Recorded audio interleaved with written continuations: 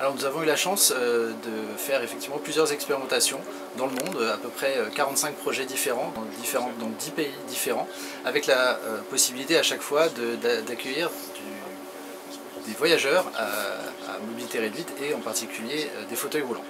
On a également ici à Châteauroux la spécificité d'avoir un service dédié aux personnes à mobilité réduite lors de la Coupe du Monde par à tir.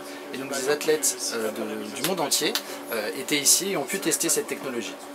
Aujourd'hui, ce qui est intéressant, c'est que leurs retours sont plutôt positifs. Ils étaient tous agréablement surpris d'avoir ce type de véhicule accessible via la rampe automatique et les quais adaptés pour eux. Et leurs retours sont vraiment très positifs, même si, en tant qu'opérateur de transport, on sait encore notre marge de progression, notamment lorsque l'on envisagera des services sans opérateur à bord. Alors justement, dans un service sans opérateur, est-ce que vous avez déjà fait des expérimentations avec des usagers handicapés? Pas encore, on y travaille, c'est un sujet tout nouveau. Les premiers services sans opérateur à bord commencent à peine en test ici à Châteauroux depuis cet été. Notre objectif, c'est de pouvoir aussi le proposer pour ces personnes en fauteuil roulant, mais on a besoin d'y travailler et on a la chance d'avoir les athlètes handisport de l'équipe de France de tir qui travaillent avec nous. Nous faisons des ateliers de travail pour arriver à les accueillir le mieux possible. À ce jour, quels sont les points positifs que vous avez repérés et les difficultés, les problèmes à traiter, et notamment le positionnement des personnes en fauteuil roulant à l'intérieur des véhicules qui n'est pas prévu? Alors, c'est tout à fait ça. Il y a plusieurs possibilités, plusieurs problématiques. Alors, je suis désolé, c'est le bruit de la climatisation. Parmi les différentes problématiques que nous voyons aujourd'hui, il y a effectivement la nécessité de pouvoir expliquer aux personnes à mobilité réduite comment s'installer à bord du véhicule alors qu'il n'y a pas d'opérateur pour pouvoir leur expliquer ce fonctionnement.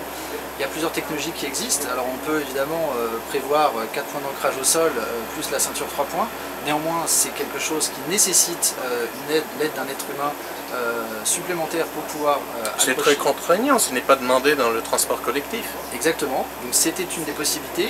Une autre possibilité, c'est de travailler avec des entreprises comme Q'Strain par exemple, qui ont des rampes automatiques qui permettent de caler les roues, mais ce sont des systèmes qui sont assez lourds et sur lesquels les véhicules actuels ne permettent pas l'implémentation de ces systèmes particuliers.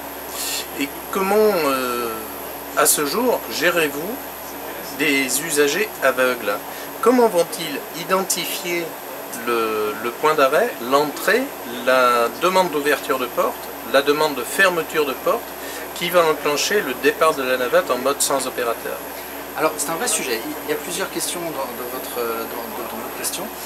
La première, c'est qu'effectivement aujourd'hui on n'a pas prévu, sans opérateur à bord, je le précise, de services particuliers et de réponse à cette problématique. Néanmoins, on y travaille également.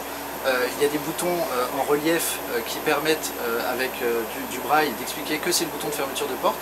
Néanmoins, pour leur expliquer en amont où se situe l'arrêt, il faut pouvoir adapter et où aussi. se situe le bouton. Exactement. Donc on y travaille. On va pouvoir faire, en plus de ce que je vous ai déjà précédemment indiqué avec les athlètes handisport, il y a des athlètes aveugles également qui viennent de temps en temps s'entraîner ici.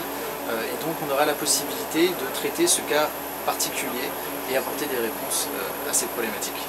Ça semble nécessiter une normalisation, y compris des équipements et de l'emplacement des équipements à bord des navettes, ce qui, ce jour, n'est pas forcément le cas. Alors effectivement, il n'y a pas de réglementation spécifique, en tout cas sur la partie véhicule autonome. Nous, notre objectif, c'est de pouvoir s'adapter et effectivement d'adapter, une fois que cette réglementation existera, les normes qui sont nécessaires sur ces véhicules.